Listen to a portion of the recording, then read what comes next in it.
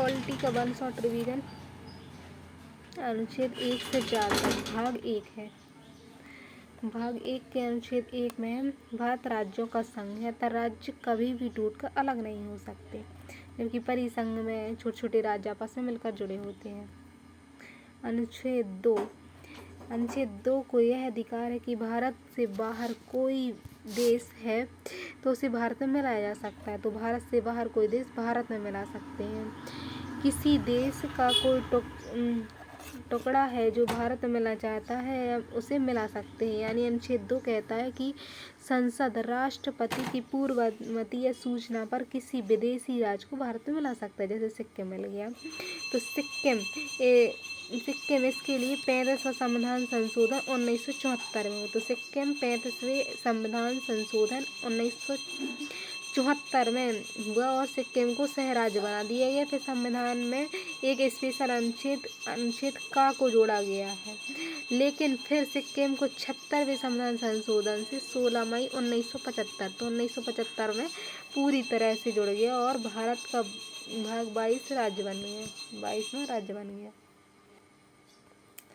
अनुच्छेद 3 में है संसद राष्ट्रपति की पूर्व अनुमति से भारत के किसी भी राज्य को बिना उसकी अनुमति से नाम और सीमा या क्षेत्र में परिवर्तन कर सकता है। तो अनुच्छेद 2 में किसी विदेशी राज्य के किसी भाग को जोड़ सकता है और अनुच्छेद 3 में है कि नाम और सीमा क्षेत्र में परिवर्तन कर सकता है। MP जैसे छत्तीसगढ़ से अलग हुआ 1 नवंबर 2000 को, तो MP से छत्तीसगढ़ अलग हो गया था। UP से उत्तराखंड अलग हो गया, तो ये 9 नवंबर 2000 में, और बिहार से झारखंड अलग हो गया 15 नवंबर 2000 को। तो इस तरह से सीमा क्षेत्र में परिवर्तन कर सकता है। तो राष्ट्रपति की पूर्व अनुमति से अनुच्छेद 3 के अंतर्गत सीमा क्षेत्र में परिवर्तन 2 के अंदर किसी विदेशी राज्य को मिला सकते हैं। अनुच्छेद 4 जब संसद अनुच्छेद 2 का प्रयोग करेगी यानी किसी विदेशी राज्य को मिलाएगी तो अनुच्छेद 3 का प्रयोग करेगी, मतलब अनुच्छेद 2 का प्रयोग कर रही हो या अनुच्छेद 3 का प्रयोग कर रही होगी, तब राज्य जैसे राज्य को तोड़ रही होगी तो उसे राष्ट्रपति से किसी विशेष अनुमति की जरूरत नहीं है, क्योंकि इसे अनुच्छेद 368 से बाहर रखा गया है। जिससे अनुच्छेद 368 में रखे गए हैं वे राष्ट्रपति पर हस्ताक्षर के लिए जरूरी होते हैं, तो अनुमति लेने की जरूरत है। फिर अखंड भारत, हमारा अखंड भारत का अर्थ है सबसे पहले 1893 में डुइंग लाइन खींची गई थी, जो अफगानिस्तान अलग हो गया और यह अखंड भारत का पहला टुकड़ा था। तो अखंड भारत 1893 में डुइंग लाइन खींची गई थी। 1893 में डुइंग लाइन के द्वारा अफगानिस्तान अलग हो गया था।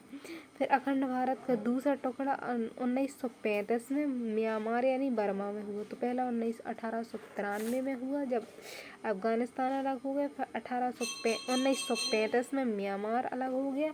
फिर अखंड भारत का तीसरा टुकड़ा पाकिस्तान हुआ जो 1947 में अलग हो गया। इस तरह पाकिस्तान का विभाजन मुस्लिम जनसंख्या पर हुआ और पूर्वी पाकिस्तान में भी मुस्लिम थे, जो बाद में बांग्लादेश बन गया। जो पाकिस्तान के साथ जो रेखा है उसे रेड क्लिफ रेखा कहते हैं, जो भारत पाकिस्तान के बीच में है। फिर बांग्लादेश के बीच की बॉर्डर को जीरो लाइन से जाना जाता है। अंग्रेजों ने 3 विकल्प दिए थे, पाकिस्तान में मिलने, भारत में स्वतंत्र रह सकते हैं।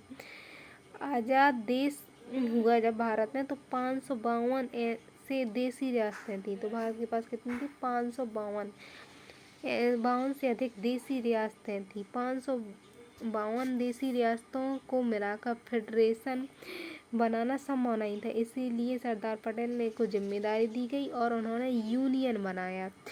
इस काम को करने में 3 लोग महत्वपूर्ण भूमिका थी। तो यूनियन बनाने में 3 लोग महत्वपूर्ण थे, इसमें सरदार पटेल थे, वी मेनन थे और माउंटबेटन। तो सरदार पटेल, वी मेनन और माउंटबेटन, इन्होंने यूनियन बनाया 552 देसी रियासतों को मिलाकर, और सभी राज्यों को भारत में विलय कर दिया गया और राज्य जो थे भारत में आ गए। हैदराबाद के निजाम को पाकिस्तान में मिलना चाहते थे, किंतु पटेलों ने पुलिस की वर्दी में सेना भेजकर उसे हैदराबाद को भारत में मिला ली। फिर जूनागढ़ भी था, तो जूनागढ़ एक रियासत थी जो पाकिस्तान जाना चाहती थी, तो उसे जनमत संग्रह, जूनागढ़ को जनमत संग्रह के आधार पर हैदराबाद में पुलिस वर्दी कार्रवाई करके ऑपरेशन एनी पोलो चला के, और जम्मू कश्मीर, यहाँ की जनता मुसलमान थी, हिंदू राजा थे, तथा भारत में नहीं रहना चाहती, पाकिस्तान जाना चाहते थे। तो 26 अक्टूबर 1947 को इसका विलय हुआ हरि सिंह के हस्ताक्षर के बाद। तो 26 अक्टूबर 1947 को हुआ।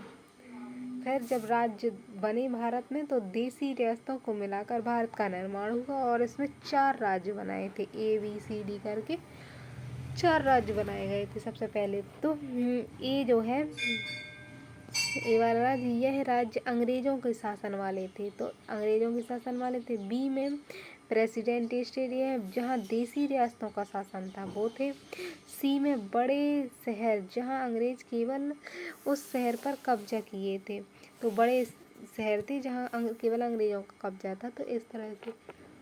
और डी में केंद्र शासित प्रदेश, तो 4 राज्य थे, एक तो अंग्रेजों का शासन जहाँ था, दूसरे देसी रियासतें थी, और तीसरा बड़े शहर थे, और एक केंद्र शासित प्रदेश थे।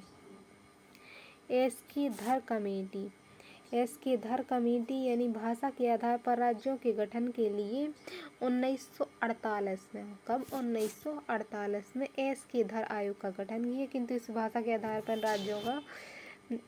राज्यों के गठन का विरोध किया गया। JBB समिति बनी, जवाहरलाल नेहरू, पट्टाभी सीतारमैया और सरदार पटेल। जवाहरलाल नेहरू, पट्टाभी सीतारमैया और सरदार पटेल, इन्होंने भाषा के आधार पर राज्यों का विरोध किया। समिति बनी, इसने भाषा के आधार पर राज्य नहीं बनाए, लेकिन 1952 में तेलुगु भाषा के लिए राज्य की मांग हुई, और पेट्टू श्रीरामुलु हड़ताल करने लगे। पेट्टू श्रीरामुलु ने हड़ताल की, 56 दिनों की भूख हड़ताल हुई, और उनकी मृत्यु हो गई। और फिर नेहरू जी ने 1 अक्टूबर 1953 को मजबूर होकर तेलुगु भाषा के आधार पर आंध्र प्रदेश का गठन किया। तो सबसे पहले आंध्र प्रदेश बना 1953 में। 1953 में रामलू जो थे, उनकी हड़ताल के बाद, मृत्यु के बाद 1953 में आंध्र प्रदेश पहला भाषाई राज्य बना। और फिर भाषा के आधार पर राज्यों के गठन के लिए फजल अली आयोग बनाया गया। तो 1953 में फजल अली आयोग बना, तो JBP समिति ने विरोध किया था, लेकिन फिर भी उसके बाद ये आंध्र प्रदेश बन गया था। फिर फजल अली आयोग राज्यों के गठन के लिए आयोजित किया गया, और इसने अपनी रिपोर्ट 1956 में दी। भाषा के आधार पर राज्यों को कानूनी मान्यता दे दी गई। 1956 में ये पारित भी हो गया, और ABCD को रद्द कर दिया गया। अब 14 राज्य और 6 केंद्र शासित प्रदेश बन गए। तो जो फजल अली आयोग की रिपोर्ट है, फजल अली आयोग के आधार पर 14 राज्य और 6 केंद्र शासित प्रदेश बन गए थे। पर फिर बाद में और भी राज्य बनते रहे, जैसे पंजाब था, तो पंजाब राज्य का पुनर्गठन शाह आयोग की सिफारिश पर हुआ। तो पंजाब का गठन किसकी? शाह आयोग की सिफारिश पर हुआ, और 4 भागों में टूटा। तो पंजाब का गठन सिफारिश शाह आयोग की सिफारिश पर। हिमाचल प्रदेश अलग हुआ, हिमाचल प्रदेश हो गया हिंदी भाषा के आधार पर हरियाणा, पंजाबी के आधार पर पंजाब, और UT एक है यूनाइटेड स्टेट बन गया चंडीगढ़। तो हिमाचल, हरियाणा और पंजाब, तो पंजाबी के आधार पर पंजाब, हरियाणा हिंदी के आधार पर, हिमालय के आधार पर हिमाचल। इस प्रकार भारत का विशाल साम्राज्य जो था, साम्राज्य को समेट कर 28 राज्य हो गए और 7 केंद्र शासित प्रदेश हो गए। अब तो 8 हो गए हैं, क्योंकि जम्मू कश्मीर और लद्दाख बन गए हैं। पहले केंद्र में 29 राज्य थे। इस तरह से बदला होता रहा है इसमें हमेशा से। अब भाग दो अनुच्छेद 5 से 11 तक है। तो भाग 2 है, और इसमें अनुच्छेद 5 से 11 तक, इसमें नागरिकता की बात है, सिटीजनशिप की। तो भारत की जो नागरिकता है, कोई भी देश अपने देशवासियों को देता है, तो भारत में नागरिकता ब्रिटेन से ली गई है। तो भारत में नागरिकता कहाँ से ली है? ब्रिटेन से ली गई है। नागरिकता का पहला विवरण अरस्तु ने दिया था। तो नागरिकता जो है ब्रिटेन से ली गई। भारत की नागरिकता 1955 के अधिनियम पर आधारित है। तो कौन सा अधिनियम है? 1955 का अधिनियम है। तो भारत में नागरिकता 1955 के अधिनियम पर आधारित है। नागरिकता में पहली बार संशोधन कब हुआ? तो 1986 में हुआ। तो नागरिकता 1955 अधिनियम पे है। सबसे पहला संशोधन 1986 में किया गया। और नागरिक होने के कारण जैसे पैन कार्ड, आधार कार्ड, ये सब सुविधाएं मिलती हैं, उपलब्ध होती हैं, और जो नहीं होता उसे नहीं मिलती। और फिर अनुच्छेद 5। अनुच्छेद 5 में क्या है? संविधान में दी गई नागरिकता, अर्थात जब संविधान बना तो सभी लोगों को नागरिकता दी गई, तो उस समय भारत के अंदर थे। तो अनुच्छेद 5 में नागरिकता उन लोगों को दी गई जो वो सभी लोग जो भारत में रह रहे थे, उन सबको नागरिकता दी गई। 6वें अनुच्छेद में है पाकिस्तान से भारत आए लोग को नागरिकता, पाकिस्तान से भारत आए लोगों को नागरिकता दी गई। और संविधान बनने के बाद अगर आएंगी तो नागरिकता नहीं मिलेगी। तो इसके लिए समय सीमा नहीं कि 19 जुलाई 1948 रखी गई। 7वें स्वतंत्रता के बाद जो भारत से पाकिस्तान चले गए और संविधान बनने से पहले लौट आए, उन्हें नागरिकता अनुच्छेद 7 में है। तो जो थे पहले भारत ही में थे उनको 5वें अनुच्छेद में है। और जो पाकिस्तान से भारत आ गए थे, उन्हें 6वें अनुच्छेद में, और 7वें अनुच्छेद में जो पहले चले गए और फिर आ गए उनको है। अनुच्छेद 8 है कि विदेश में भ्रमण करने या नौकरी करने से नागरिकता समाप्त नहीं होगी। अनुच्छेद 9 विदेशी नागरिकता लेने पर भारत की नागरिकता समाप्त कर दी जाएगी। विदेश की ले लेंगी तो भारत की चली जाएगी, अनुच्छेद 9 में है। अनुच्छेद 8 विदेशी नागरिकता के संबंध में बात करता है कि भ्रमण के संबंध में। 9 कहता है कि नागरिकता बाहर की लेकिन तो भारत की समाप्त हो जाएगी। अनुच्छेद 10 है भारत की नागरिकता बनी रहेगी जब तक कोई देश विरोधी कार्य नहीं होता। और गृह मंत्रालय अनुच्छेद 11 है नागरिकता संबंधी कानून संसद बनाएगी जिसकी जिम्मेदारी गृह मंत्रालय को दी जाएगी। तो गृह मंत्रालय करेगा काम और नागरिकता देगी संसद। अनुच्छेद 11 है। नागरिकता की विधियां भी हैं। तो नागरिकता अधिनियम जो 1955 है उसमें 5 प्रकार की विधियां बनाई गई हैं नागरिकता के संबंध में। तो जन्म के आधार पर नागरिकता 1986। तो अनुच्छेद 55 है तो अधिनियम 1955 के आधार पर बनाई गई है कि जन्म के आधार पर नागरिकता तो कब दी गई? 1986 में देना शुरू हुआ। भारत में जन्म लेने वाले सभी बच्चे को नागरिकता दी जाएगी, उसके माता पिता भारत के नागरिक हों। वंश के आधार पर नागरिकता 1992 वंश के आधार पर। विदेश में जन्म लेने वाले बच्चे को भी नागरिकता, यानी विदेश में जन्मा है तो भी उसे नागरिकता दे दी जाएगी यदि उसके माता पिता दोनों में से कोई भारत का नागरिक है। जिससे खरदमन के इसमें बताए तो विदेश में जन्मा हो लेकिन उनके माता पिता यहाँ के हैं तो उसे नागरिकता मिल जाएगी। तो वंश के आधार पर, पहला जन्म के आधार पर, दूसरा वंश के आधार पर, तीसरा है पंजीकरण। इस विधि द्वारा नागरिकता प्राप्त की जाएगी यदि 7 साल लगातार भारत में रह रहा हो। तो पंजीकरण में कितने, अगर 7 साल से लगातार भारत में रह रहा है तो उसे इस विधि के आधार पर नागरिकता दे दी जाएगी। विदेशीकरण के आधार पर तो वैसा व्यक्ति जो भारत की किसी एक भाषा को जानता है, देशीकरण में एक भाषा को जानता है और भारत के प्रति सकारात्मक सोच रखता है, भारत के प्रति सकारात्मक सोच भी रखता है और भारत देशीकरण के आधार भारत में रहता है। विज्ञान या कला में निपुण है, साथ ही लगातार भारत में 10 साल से रहता है। तो एक भाषा जानता हो, सकारात्मक सोच रखता हो, विज्ञान कला में अगर निपुण है तो भी, या 10 साल तक रहा हो तो देशीकरण के आधार पर।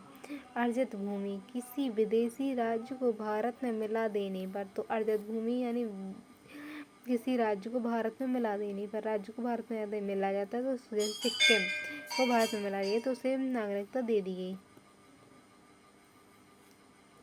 बांग्लादेश के परगना जिले को भी इसमें नागरिकता दी गई। तो नागरिकता किससे, जन्म के आधार पर पहला है, वंश के आधार पर, पंजीकरण 7 साल में इसमें होती है, देशीकरण इसमें 10 साल लगते हैं, अर्जित भूमि के आधार पर। तो 5 तरह से है, पर जन्म, वंश, पंजीकरण, देशीकरण और अर्जित भूमि के आधार पर। अब NRI क्या है, तो NRI भी व्यक्ति होते हैं जो 6 माह से ज़्यादा पढ़ाई के लिए, नौकरी के लिए विदेश चले जाते हैं, तो NRI कहते हैं। ऑरिज ओवर नागरिकता, ओवरसीज नागरिकता 2005 में लक्ष्मी सिंधिवी समिति द्वारा जोड़ा गया। ये बड़े उद्योगपतियों को दी जाती है जो विदेशी नागरिकता ग्रहण कर लिए हैं, तो विदेशी नागरिकता ग्रहण कर लेते हैं उन्हें 2005 में लक्ष्मी सिंधी समिति के आधार पर दी गई। और जो विदेशी नागरिकता ग्रहण कर लेते हैं और नागरिकता, इस नागरिकता को प्राप्त करने वाला व्यक्ति वीज़ा के भारत आ सकता है, तो बिना वीज़ा के भी भारत आ सकता है जो ओवरसीज नागरिकता लिए होता है। देश विरोधी काम करने या पागल हो जाने पर राष्ट्र के प्रभाव या दूसरे राष्ट्र के प्रभाव में आ गए हैं तो गृह मंत्रालय नागरिकता समाप्त कर देता है। यदि देश विरोधी कार्य करेंगे, पागल हो जाएंगे तो नागरिकता खत्म हो जाएगी। फिर वीज़ा, किसी दूसरे देश के लिए, किसी दूसरे देश में जाने के लिए अनुमति की आवश्यकता होती है, तो वीज़ा दूसरे देश में जाने के लिए अनुमति, दूसरे देश में जाने की आवश्यक अनुमति होती है तो उसे वीज़ा कहते हैं। पासपोर्ट यानी अपना देश छोड़ने का दूसरे देश जाने के लिए अनुमति खुद अपने देश से दी जाती है तो उसे पासपोर्ट कहते हैं। तो CAA की कॉन्सेप्ट आई यानी सिटीजनशिप अमेंडमेंट जो 19 में आया 2019 में, तो नागरिकता के संबंध में संशोधन हुए। तो संसद द्वारा पारित एक अधिनियम 1955 का नागरिकता कानून में थोड़ी संशोधन हुए थे। यानी दिसंबर 2014 के पहले इसमें जो था कि 31 दिसंबर 2014 के पहले पाकिस्तान, अफगानिस्तान, बांग्लादेश से धार्मिक प्रताड़ना वाले अल्पसंख्यक, जो धार्मिक रूप से प्रताड़ित हुए हैं, अल्पसंख्यक है, जैसे हिंदू, बौद्ध, जैन, सिख, पारसी, ईसाई, भारत की नागरिकता प्रदान की जाएगी। तो जो आएंगे प्रताड़ित लोग उन्हें दी जाएगी नागरिकता। तो पाकिस्तान, अफगानिस्तान और बांग्लादेश से प्रताड़ित जो हिंदू, बौद्ध, जैन, सिख, ईसाई हैं तो उन्हें नागरिकता दी जाएगी, प्रताड़ित लोगों को प्रदान की जाएगी। इस विधेयक में भारतीय नागरिकता प्राप्त करने के लिए आवश्यक 11 वर्षों तक, उसे 11 वर्षों तक भारत में रहने की शर्त में भी छूट दी गई है। केवल 5 वर्ष तक भारत में रहने को दिया गया है। 20 नवंबर 2019 को पाकिस्तान के 7 शरणार्थी, तो इसमें 7 शरणार्थी थे जो पाकिस्तान के थे, उन्हें लागू कर दिया गया और नागरिकता दी गई। तो CARR है, इसमें क्राइटेरिया 31/2024 रख दिया था। अब है NCR, national register for citizenship, यानी भारत की नागरिकता के संबंध में है। राष्ट्रीय नागरिकता रजिस्टर, तो इसमें पंजीकरण है, नगरीय पंजीकरण, नगर के लोगों का पंजीकरण किया जाता है। एक पंजीकरण है जिसमें भारतीय नागरिकों के नाम होते हैं। असम के वास्तविक नागरिक हैं। यह पंजीकरण विशेष रूप से असम के लिए बनाए गए थे। जब पाकिस्तान और बांग्लादेश की लड़ाई चल रही थी तो बहुत सारे लोग क्या थे, प्रताड़ित थे, धार्मिक प्रताड़ित थे और भारत में आकर बस गए थे। अपने देश के लोग मतलब इसमें आ गए थे। तो सुप्रीम कोर्ट ने 2013 में कहा कि NRC लाइए और इसे 24 मार्च 1971 से पहले भारत आए थे उन्हें NRC के तहत नागरिकता दी गई। जो 24 मार्च 1971 से पहले आए हैं भारत में, तो 1971 के पहले जो युद्ध हुआ है तो उससे पहले अगर आए हैं तो वो भारत के नागरिक हैं। फिर 2015 में NRC रजिस्टर बन गया। 2015 से NRC रजिस्टर बनने लगा था कि कौन 1971 से पहले आया है। तो NRC रजिस्टर होने के लिए 2 लिस्टों में मिलाकर कुल 30 डॉक्यूमेंट्स में से कोई एक होना चाहिए। तो दो जो एनआरसी रजिस्टर बनाए हैं तो उसमें 2 लिस्ट हैं। इसमें 30 डॉक्यूमेंट से कोई भी एक हो। यदि आपके पास कोई डॉक्यूमेंट नहीं है तो 4 महीने का समय दिया जाएगा और 4 माह के अंदर अपने आप को साबित करना होगा। और 4 महीने पर आप साबित नहीं कर पाए तो डायरेक्टर कोर्ट में जाना पड़ेगा। और डायरेक्टर कोर्ट आपको साबित नहीं करता है कि आप सुप्रीम कोर्ट जाना पड़ेगा।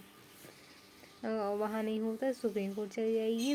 और साबित नहीं कर पाते हैं तो आपकी नागरिकता समाप्त हो जाएगी। तो NPR नेशनल पब्लिक रजिस्ट्रार, राष्ट्रीय जनसंख्या रजिस्ट्रार। तो NRC था यही नेशनल रजिस्टर ऑफ सिटीजन से नागरिकता के संबंध में। अब है राष्ट्रीय जनसंख्या के आधार पर।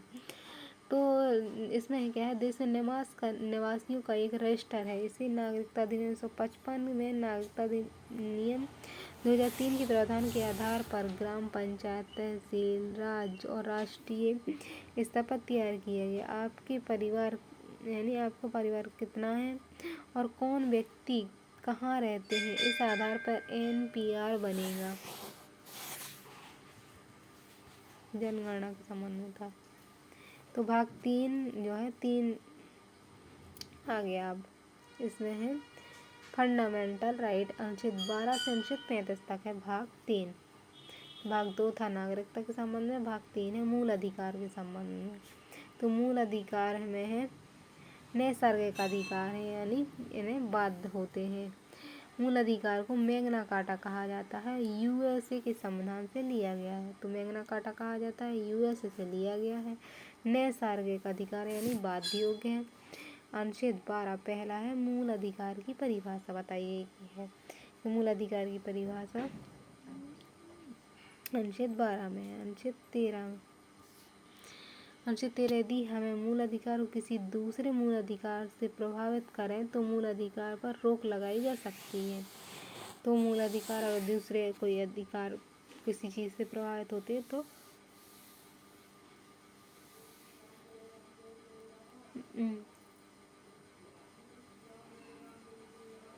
यानी एक व्यक्ति के मूल अधिकार दूसरे व्यक्ति के मूल अधिकार प्रभावित करते हैं तो उन पर रोक लगाई जा सकती है। फिर समानता का अधिकार शुरू होता है यहाँ से 14 से 18 तक। समानता के अनुच्छेद 14 से 18 में समानता का अधिकार है।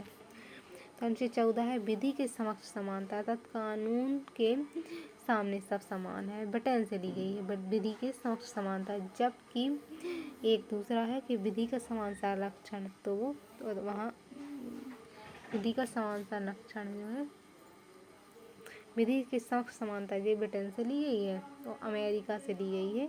विधि का समान संरक्षण व्यवस्था अमेरिका से ली गई है। अनुच्छेद 15 में जाति, धर्म, लिंग, जन्म स्थान के आधार पर। तो जाति है, धर्म है, लिंग है, जन्म स्थान, सब स्थान पर भेदभाव नहीं किए थे। इनमें 5 आधार थे।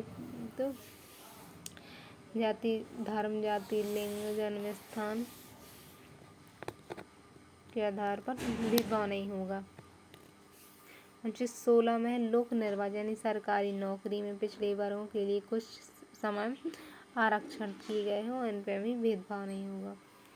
17 में आसपास छुआछूत का अंत है। 18 में उपाधियों का अंत है, लेकिन शिक्षा के लिए और सेना क्षेत्र में शिक्षा में और सेना क्षेत्र में जैसे ये उपाधि दी जा सकती हैं। राष्ट्रपति की अनुमति लेनी होगी इसमें। अनुच्छेद 19 है।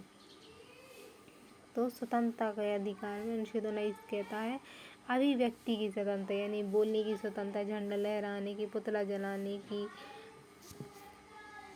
RTI प्रेस की स्वतंत्रता है। बिना हथियार सभा करने की स्वतंत्रता। दूसरी है संगठन बनाने की स्वतंत्रता, सभा करने की स्वतंत्रता है, संगठन करने की स्वतंत्रता है। सभा करना, संगठन बनाना, बिना रोक टोक चारों ओर घूमने की स्वतंत्रता है। भारत के किसी क्षेत्र में बसने की, तो घूमने की, बसने की, संपत्ति के अधिकार अब मूल अधिकार नहीं है बल्कि कानूनी अधिकार बन गए सब। तो इसे 44वें संविधान संशोधन से 1978 में मौलिक अधिकार से हटाया गया और 300 का में जोड़ दिया गया। तो 44वें संविधान संशोधन से संपत्ति का अधिकार समाप्त हो गया 1978 में। और व्यवसाय करने की स्वतंत्रता है। अब अनुच्छेद 20, इसमें 3 प्रकार की स्वतंत्रता है। एक गलती की एक सजा दी जाएगी। अनुच्छेद 20 कहता है एक गलती की एक सजा। सजा उस समय के कानून के आधार पर दी जाएगी और पहले या बाद के कानून के आधार पर नहीं। सजा के बाद कैदी की संरक्षण दिया जाएगा। सजा के बाद क्या है, कैदियों को संरक्षण दिया जाएगा। अनुच्छेद 20 के अनुसार कोई भी किसी व्यक्ति को न्यायालय दोषी करार नहीं दे सकता है जब तक उसका अपराध नहीं हो जाता। 21 में है प्राणदैहिक स्वतंत्रता है। इसी कारण अधिक धुआं देने वाले वाहन, बिना हेलमेट वाले व्यक्तियों को पुलिस चालान काटती है। अनुच्छेद 21 में है निजता का अधिकार। तो दैहिक स्वतंत्रता है, प्राणदैहिक स्वतंत्रता, हेलमेट पहनने वाले व्यक्ति को पुलिस चालान काटती है बिना हेलमेट पहनने वाले को। तो अनुच्छेद 21 में निजता के अधिकार पर भी जोर दिया गया। तो निजता का अधिकार अनुच्छेद 21 में है। गोपनीय जानकारी आदि को उजागर नहीं किया जा सकता। अनुच्छेद 20-21 आपातकाल के दौरान भी मतलब शक्ति प्राप्त है और ख़त्म नहीं होती। 20-21 तो अनुच्छेद 21 में का जोड़ दिया गया। तो इसमें काम है 6 से 14 वर्ष के बच्चे हैं जो उन्हें प्राथमिक शिक्षा दी गई है। तो अनुच्छेद 21 का जोड़ा गया। तो इसमें 6 से 14 वर्ष के बच्चों की शिक्षा है। और 86वें संविधान संशोधन 2000 द्वारा जोड़ा गया। तो 86वें संविधान संशोधन 2002 में जोड़ा गया था। 6 वर्ष के बच्चों को शिक्षा। अब अनुच्छेद 22 में 3 प्रकार की स्वतंत्रता दी गई है जो गिरफ्तारी से संरक्षण करती है। तो व्यक्ति गिरफ्तार करने से पहले वारंट यानी कारण बताना होगा। फिर 24 घंटे के अंदर न्यायालय में सशरीर प्रस्तुत किया जाएगा। 24 घंटे के अंदर उसे यात्रा में समय इसमें नहीं जोड़ा जाएगा। गिरफ्तार व्यक्ति को अपने पसंद का वकील रखने की अधिकार है। तो वकील रख सकता है, लेकिन गिरफ्तार करने पहले वारंट जारी करना पड़ेगा। 24 घंटे के अंदर उसे न्यायालय ले जाना पड़ेगा। अनुच्छेद 22 है निवारक निरोध अधिनियम। निवारक निरोध है तो इसकी चर्चा 22 के अनुच्छेद के 4 में है। इसका उद्देश्य किसी व्यक्ति को सजा देना नहीं बल्कि अपराध करने से रोकना है। इसमें पुलिस शक के आधार पर किसी व्यक्ति को बिना कारण बताए उसे 3 महीने तक गिरफ्तार कर सकती है, नज़रबंद कर सकती है। नज़रबंद किसी व्यक्ति को जब समाज से मिलने नहीं दिया जाता तो उसे नज़रबंद कहते हैं। निवारक निरोध अधिनियम 1950 है। भारत का पहला निवारक निरोध अधिनियम 1992 को समाप्त कर दिया गया।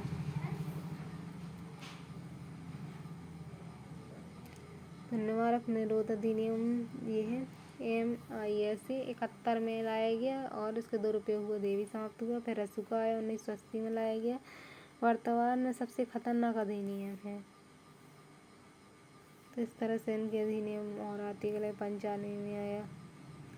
अब है शोषण के विरुद्ध अधिकार में है। शोषण के विरुद्ध अधिकार अनुच्छेद 23 से अनुच्छेद 24 में 23 तो पहला 23 वाला कहता है कि बाल श्रम जबरदस्ती श्रम कराना बिना वेतन पर है। बेरोजगारी रोकना किसी राष्ट्रीय सुरक्षा के मुद्दे पर बाल श्रम बेगारी कराई जा सकती है। उसमें बाल श्रम पर रोक है। अनुच्छेद 14 है कि बच्चों को खतरनाक काम में नहीं लगाया जाएगा। इसमें बिना पैसे के काम नहीं कराया जाएगा। बच्चों को खतरनाक काम में नहीं लगाया जाएगा। अब है धार्मिक स्वतंत्रता का अधिकार अनुच्छेद 25 से 28 में।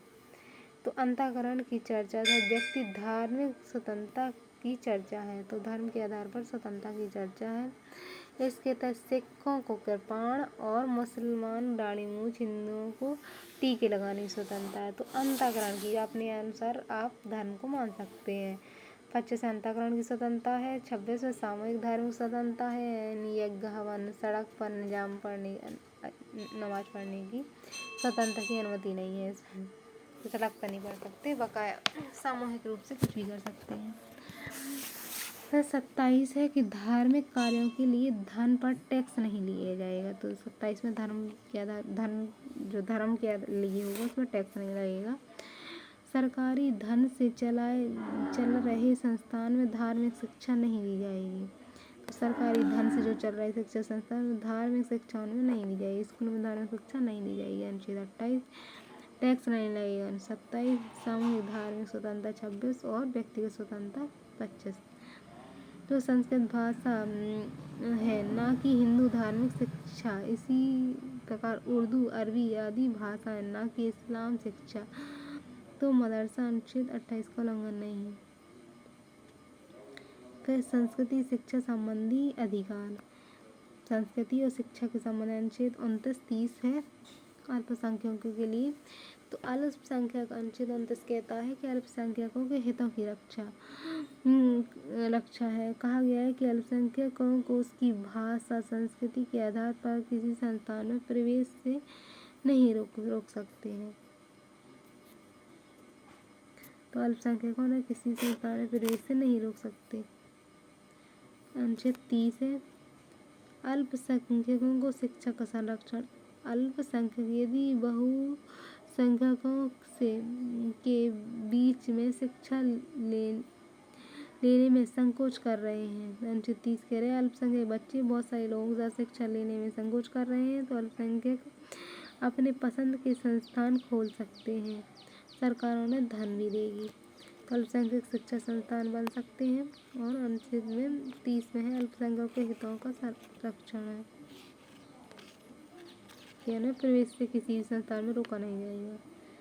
31 में पैतृक संपत्ति की चर्चा की गई है और लेकिन 44 में संविधान संशोधन 1978 हुआ, 44 में 1978 में हुआ और उसके बाद ये अनुच्छेद 351 में जोड़ दिया गया है। तो अनुच्छेद 19 का जो 6 में अर्जित संपत्ति थी और पैतृक संपत्ति भी अर्जित थी, खत्म हो गया। मूल अधिकार को हम सरकार या जनता का कोई नहीं छीन सकता, ना तो सरकार छीन सकती है अधिकारों को, ना ही जनता कोई छीन सकती है। कानूनी अधिकार को जनता नहीं छीन सकती, किंतु सरकार छीन सकती। जो कानूनी अधिकार होते हैं उन्हें सरकार छीन सकती है। कानूनी वाले अधिकारों को सरकार नए भूमि अधिग्रहण विधेयक लाएंगे। संवैधानिक उपचार का अधिकार, संवैधानिक उपचार जो है अनुच्छेद 32 में है। संवैधानिक उपचार के अनुच्छेद 32 को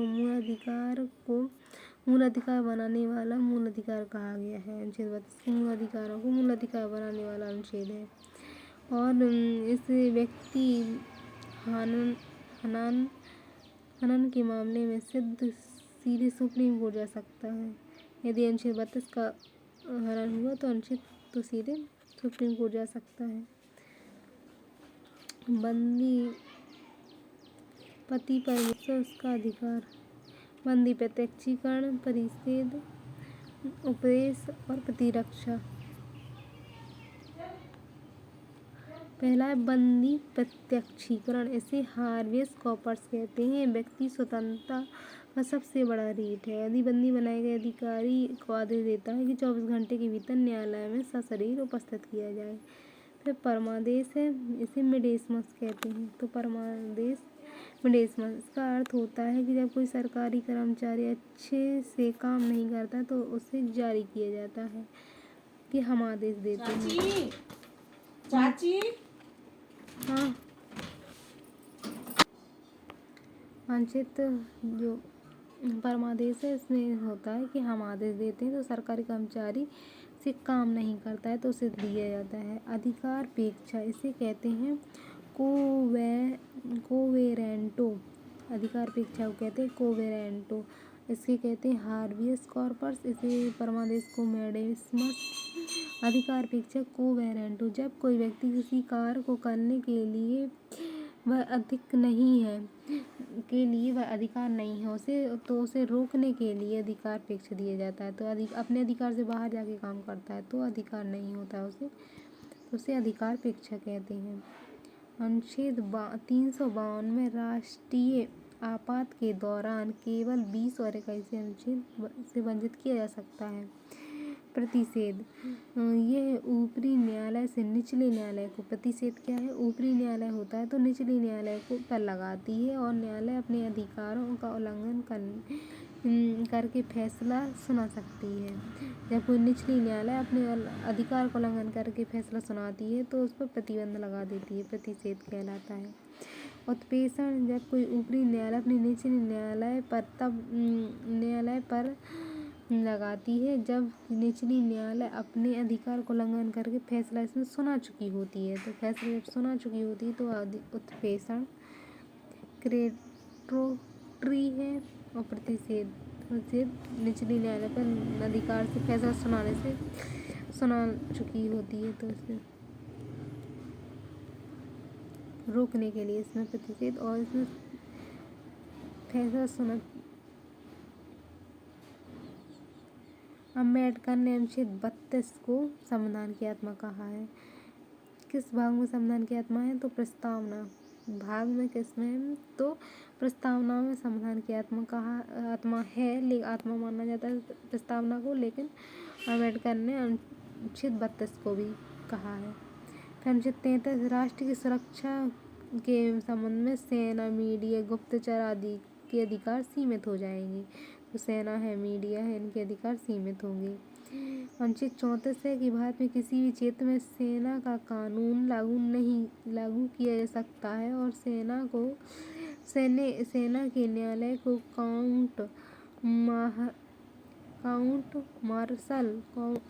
कोर्ट मार्शल जो होता है, सबसे पहले कठोर मार्शल होते हैं। अनुच्छेद 35 में है भाग 3 में दिए गए मूल अधिकार लागू होने की विधि की चर्चा। अनुच्छेद 35 में किस तरह लागू होने की विधि की चर्चा अनुच्छेद 35 में है। मूल अधिकार 7 श्रेणियों में बांट दिए गए हैं। तो समानता का अधिकार अनुच्छेद 14 से 18, स्वतंत्रता का अधिकार 13 से 20, 19 से 20 में है। स्वतंत्रता का अधिकार, शोषण के विरुद्ध अधिकार 23-24 में है। शिक्षा का अधिकार जो है, धार्मिक स्वतंत्रता का अधिकार 25 से 28 में है। शिक्षा संस्कृति 29-30 में है और संपत्ति का अधिकार अब खत्म हो गया है, तो धार्मिक उपचार 32 में है। इस तरह अधिकार है। कुछ अधिकार है जो केवल भारतीयों को है। अनुच्छेद 14 है 20, 21, 23, 24, 25, 28 भारत तथा विदेशी दोनों के लिए है ये। तो भारतीय और तथा विदेशी दोनों के लिए है। अनुच्छेद 15, इसमें 14 भी शामिल है, पढ़ा था मैंने। तो अनुच्छेद 14, 15, 16, 19, 29, 30 केवल भारतीयों को मिल सकते हैं। हड़ताल करना और चक्का जाम करना आदि के अधिकार का हनन हो सकता है। और अस्थायी अनिवार्य रोजगार मूल अधिकार नहीं है। वोट डालने का अधिकार भी राजनीतिक अधिकार है, मूल अधिकार नहीं है। फिर मूल अधिकारों कुछ समय के लिए राष्ट्रपति निलंबित करते हैं। स्थायी रूप से प्रतिबंध संसद कर सकती है। रक्षक कौन है इनकी? तो सुप्रीम कोर्ट है और हाई कोर्ट अनुच्छेद 226 में है। तो अनुच्छेद 32 में है और सुप्रीम कोर्ट